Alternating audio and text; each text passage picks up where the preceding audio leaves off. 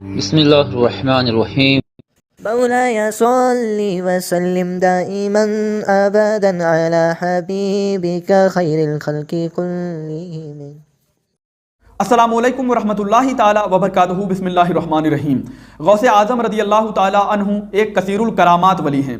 آپ سے بہت سی کرامتیں ظاہر ہوئی ہیں، لیکن ساتھ ہی ساتھ آپ کی طرف بہت سی کثیر تعداد میں جو جھوٹی واقعات، جھوٹے کرامات تھے وہ بھی منسوب کر دیے گئے ہیں آپ کی طرف۔ کچھ کتابوں میں الحاق کر کے، بزرگوں کی کتابوں میں الحاق کر کے، اور کچھ لوگوں کی زبانوں پر اتنا زیادہ رٹا گیا کہ لوگوں میں مشہور ہو گئے۔ آئیے میں ایک عالم صاحب کی کلپ آپ کو دکھاتا ہوں، اور میں نے جب اس کو سنا تو میں دنگ رہ گیا کہ یہ دیکھیں کتنے چٹکارے لے کے اسٹیج پہ لوگوں کے سامنے بیان کر رہے ہیں، لیکن ان کو اتنی شرم نہیں آ رہی ہے کہ یہ کتاب میں کم از کم پڑھ تو لیے ہوتے کہ یہ واقعہ لکھی کہاں پہ ہے۔ انہوں نے دو جھوٹے واقعے کو ملا کر ایک جھوٹا واقعہ تیار کر دیا۔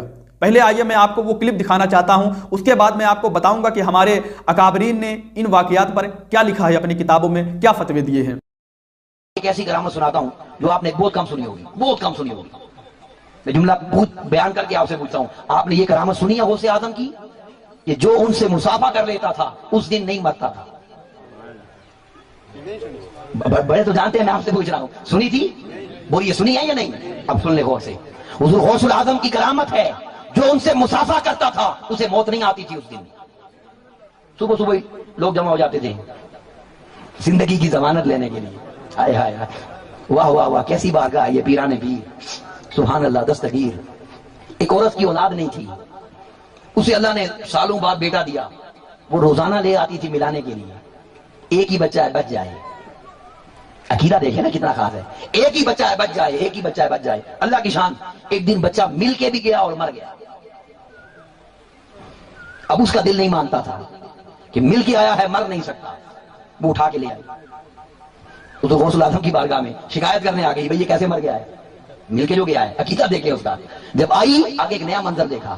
وہ منظر کیا تھا کہ حضور سیدنا غوث اعظم دستگیر کی شان تھی کہ آپ اپنے شاگردوں کو پڑھاتے تھے اور موج میں انہیں کبھی کہتے تھے مر جاؤ، وہ سارے مر جاتے تھے، پھر فرماتے زندہ ہو جاؤ، وہ اٹھ جاتے تھے۔ آپ پڑھا رہے تھے، پڑھاتے پڑھاتے کہا مر جاؤ، وہ سارے ہی مر گئے۔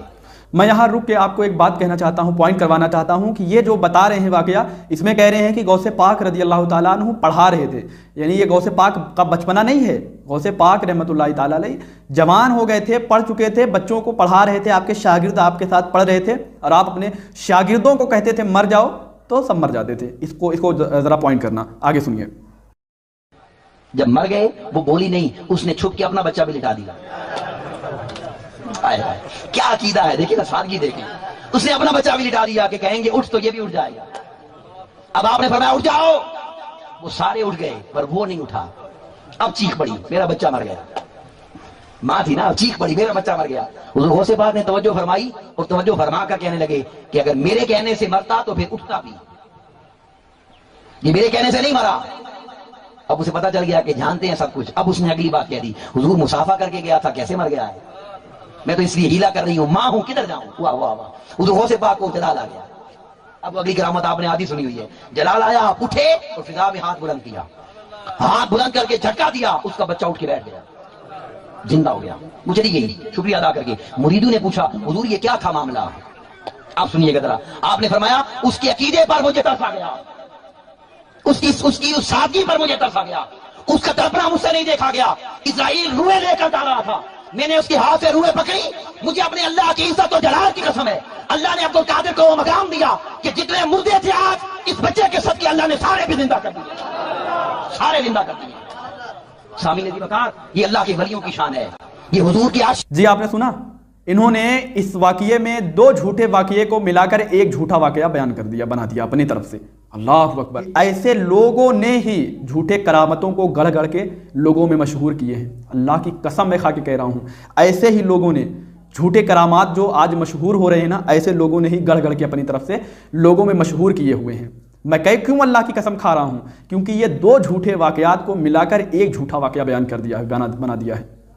الحمدللہ بڑی تحقیق سے میں بولتا ہوں، دو جھوٹے واقعات کو ملا کر ایک جھوٹا واقعہ بیان کر دیا ہے۔ اگر انہوں نے یہ کہیں گے کہ نہیں میں نے نہیں اس کو بیان کیا ہے، کتابوں میں لکھی ہے، تو بہرحال آئیے میں آپ کو اپنے اکابرین کے فتاوے سے دکھاتا ہوں اور ان کے اس واقعے جو انہوں نے بڑے چٹکارے لے کے لوگوں کو بتایا اور لوگ بھی بڑے خوش ہو رہے تھے، سبحان اللہ کہہ رہے تھے، ان لوگوں کو بھی سمجھ میں آ جائے کہ یہ واقعہ کیسا ہے۔ اب آئیے میں آپ کے سامنے تحقیق پیش کرتا ہوں۔ فتاوی تاج الشریعہ، حضور تاج الشریعہ علیہ رحمہ کے فتاوی کی کتاب ہے۔ حضور تاج الشریعہ علیہ رحمہ نے جو فتاوے دیے ہیں، آپ کی کتاب 4 جلدوں میں ہے، فتاوی تاج الشریعہ کے نام سے۔ حضور تاج الشریعہ علیہ رحمہ اپنی کتاب فتاوی تاج الشریعہ جلد 4 صفحہ نمبر 105 اور 106 پر آپ سے سوال کیا گیا ہے اور جواب موجود ہے۔ لمبی تحریر سوال میں ہوا ہے، میں لفظ باللفظ نہ پڑھ کے بلکہ لفظ بالمعنی آپ کو بتا دیتا ہوں اور اس کے بعد لفظ باللفظ میں اس کا جواب ضرور پڑھ دوں گا آپ کے سامنے۔ اس میں بتایا گیا ہے، سوال آپ سے کیا گیا ہے حضور تاج الشریعہ علیہ رحمہ سے وہی چیز کہ ایک امام صاحب مسجد میں واقعہ بیان کر رہے تھے غوث پاک رحمۃ اللہ تعالیٰ علیہ کی، تو وہ بیان کر رہے تھے کہ ایک بڑھیا تھی، اس کا بچہ مر گیا تھا، تو رو رہی تھی اپنے بچے کو لے کر، تو کسی نے آ کے کہا کہ کیوں رو رہی ہو؟ تو کہا بچہ مر گیا ہے۔ تو اس نے کہا کہ چلی جاؤ تم جیلان شہر میں ایک بچہ رہتا ہے جس کا نام عبد القادر ہے، وہ بچوں کے ساتھ جب کھیلتا ہے تو بچوں کو کہتا ہے مر جاؤ تو سب مر جاتے ہیں، اور جب کہتا ہے کم باذن اللہ، زندہ ہو جاؤ اللہ کے حکم سے، تو سب زندہ ہو جاتے ہیں، لہٰذا تم وہاں جاؤ، جب وہ بچوں کے ساتھ کھیلیں تو جب بچوں کو کہیں کہ مر جاؤ، سب بچے مر جائیں، تو تم بھی اپنی بچے کو ان بچوں کے درمیان بیچ میں لٹا دینا، اور دیکھنا جب وہ کہیں گے کم باذن اللہ، سب بچے زندہ ہو جائیں گے، تو تیرا بچہ بھی اس میں زندہ ہو جائے گا۔ تو وہ بچہ لے کے جیلان پہنچی، غوث پاک رحمۃ اللہ تعالیٰ علیہ کے کھیل کے یعنی درمیان گئی، اور جب غوث پاک رحمۃ اللہ تعالیٰ علیہ نے بچوں کو کہا کہ مر جاؤ، سب بچے مر گئے، تو چھپکے سے اس عورت نے بھی اپنا بچہ لٹا دیا۔ جب غوث پاک رحمۃ اللہ تعالیٰ علیہ نے کہا کہ زندہ ہو جاؤ اللہ کے حکم سے، کم باذن اللہ، تو سب بچے زندہ ہو گئے، اس کا بچہ مرا ہی رہا۔ یہ حضور تاج الشریعہ کے فتاوے میں ہے، اس کا بچہ مرا ہی رہا۔ تو بڑھیا رونے لگی، وہ عورت جو تھی وہ رونے لگی، میرا بچہ کیسے مر گیا، میرے بچوں کو بھی زندہ کرو۔ تو آپ نے کہا کہ جس کو میں نے مارا تھا اس کو میں جلا دیا، جس کو اللہ تبارک و تعالیٰ نے مارا ہے اس کو میں کیسے جلا سکتا ہوں۔ تو بہرحال وہ عورت جو بڑھیا تھی وہ ضد کرنے لگی آپ سے کہ میرے بچے کو زندہ کرو زندہ کرو۔ تو آپ نے ہوا میں کچھ لکھا اور کچھ مٹایا، اور پھر آپ نے اس بچے کو پکڑ کے اٹھا دیا اور وہ زندہ ہو کے کھڑا ہو گیا۔ بہرحال جب یہ امام صاحب مسجد میں بیان کر رہے تھے، اسی کتاب میں لکھا ہے سوال میں کہ جب یہ بیان کر کے وہ ممبر سے اترے، نماز ہوئی، اس کے بعد ایک شخص آ کے امام صاحب سے کہنے لگا کہ حضور یہ واقعہ کس کتاب میں لکھا ہے؟ تو وہ امام صاحب کہنے لگے کہ میں نے فلاں کتاب میں پڑھی تھی۔ تو وہ شخص گیا گھر اور کتابوں کا خوب مطالعہ کیا، اور مطالعہ کرنے کے بعد امام صاحب سے آ کے ملا اور کہنے لگا کہ حضور جو آپ نے واقعہ بیان کیا تھا وہ ہمیں اس کتاب میں نہیں ملا۔ پھر امام صاحب کہنے لگے نہیں وہ فلاں کتاب میں لکھی ہے۔ تو وہ گیا اس کتاب کا بھی مطالعہ کر کے آیا، پھر آ کے کہا کہ وہ اس کتاب میں بھی نہیں ہے۔ تو امام صاحب نے پھر کہا کہ نہیں یہ واقعہ نا غوث پاک کی نہیں ہے، بلکہ یہ حضرت شمس تبریز رحمۃ اللہ تعالیٰ علیہ کی ہے۔ تو بہرحال آپ سے حضور تاج الشریعہ علیہ رحمہ سے یہ سوال کیا گیا، کیا یہ غوث پاک رحمۃ اللہ تعالیٰ علیہ کی کرامت ہے یا حضرت شمس تبریز رحمۃ اللہ تعالیٰ علیہ کی ہے، یا یہ کس کتاب میں یہ واقعہ لکھا ہوا ہے، کیا یہ واقعہ درست ہے؟ آپ سے سوال کیا گیا۔ معاذ اللہ رب العالمین، غوث پاک رحمۃ اللہ تعالیٰ علیہ اپنے شاگردوں کے ساتھ ایسے کھیلیں گے؟ بچپنا، یعنی غوث پاک رحمۃ اللہ تعالیٰ علیہ اپنے جوانی میں بچپنا والا کھیلا کھیلتے تھے، یعنی خواہ مخواہ لوگوں کو مارتے تھے اور جلاتے تھے؟ کیا بات ہے۔ بہرحال اس میں جو پوچھا گیا ہے آپ سے اس کا جواب آپ لکھتے ہیں حضور تاج الشریعہ علیہ رحمہ جلد 4 فتاوی تاج الشریعہ جلد 4 صفحہ نمبر 106 پر۔ الجواب، واقعے کی نسبت غوث پاک کی طرف ہو یا شمس تبریز کی جانب، امام پر بہرحال ثبوت دینا لازم، اگر ثبوت دے تو خیر، ورنہ بے توبہ و رجوع اسے امام بنانا گناہ ہے، واللہ تعالی عالم۔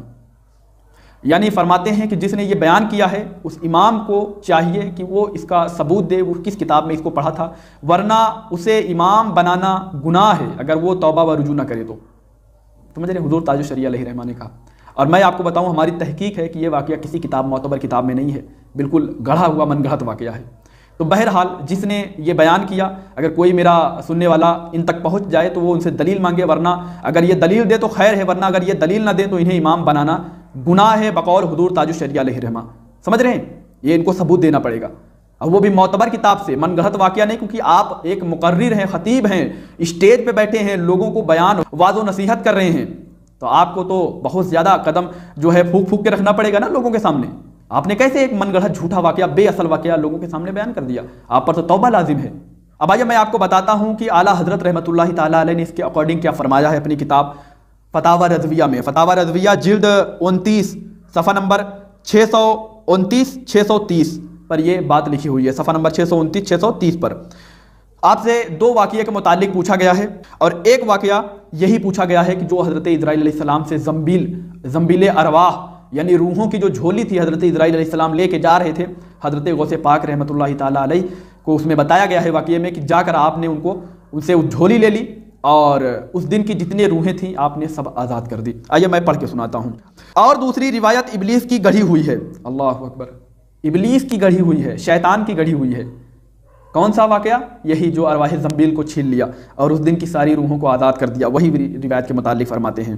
اور دوسری روایت ابلیس کی گڑھی ہوئی ہے اور اس کا پڑھنا اور سننا دونوں حرام ہے، اس کا پڑھنا اور سننا دونوں حرام ہے، یعنی جس نے بیان کیا اس نے بھی حرام کام کیا، اور جس نے وہاں پہ بیٹھ کے اس کو سنا اور خوب چٹکارے لے کے سبحان اللہ ماشاء اللہ کہہ رہے تھے، انہوں نے بھی حرام کام کیا۔ اس کا پڑھنا اور سننا دونوں حرام ہے۔ احمق جاہل بے ادب نے یہ جانا کہ وہ اس میں حضور سیدنا غوث اعظم رضی اللہ تعالیٰ عنہ کی تعظیم کرتا ہے، حالانکہ وہ حضور کی سخت توہین کر رہا ہے۔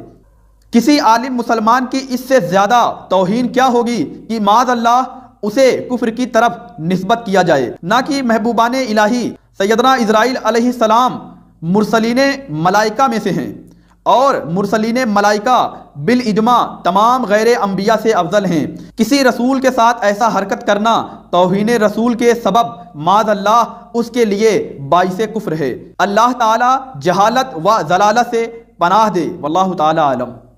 اللہ اکبر۔ اسی لیے اعلیٰ حضرت رحمۃ اللہ تعالیٰ علیہ نے فرمایا کہ یہ ابلیس کی گڑھی ہوئی ہے، کیونکہ اس میں توہین ہے اللہ تبارک و تعالیٰ کی قانون کی، اس میں توہین ہے ایک رسول کی، حضرت اسرائیل علیہ السلام کی، سمجھ رہے ہیں؟ اور ان صاحب نے اس کو بیان کیا چٹکارے لے کے اسٹیج پہ، اور لوگوں نے خوب سبحان اللہ بھی کہا۔